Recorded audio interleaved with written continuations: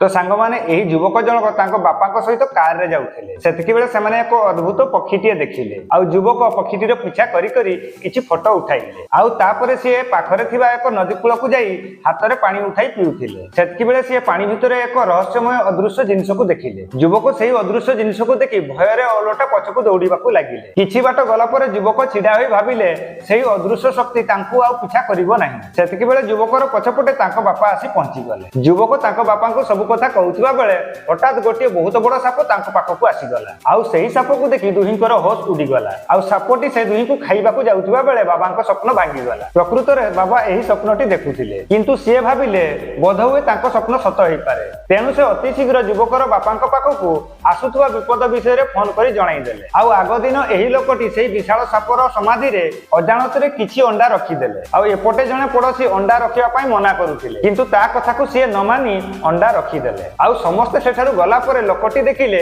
से रखिथिबा अंडा गुडी को थरुछि आउ से पाखकू जाई देखिबारु गोटिए बैग शून्य रे उठी तांको बारंबार आघात करिबाकू लागिला जहा फल रे लोकटी भय रे सेठारु दौड़ी पळाई गले तो सांग माने समाधि भितरे कोन अछि जानिबा पई हमको कमेंट करो।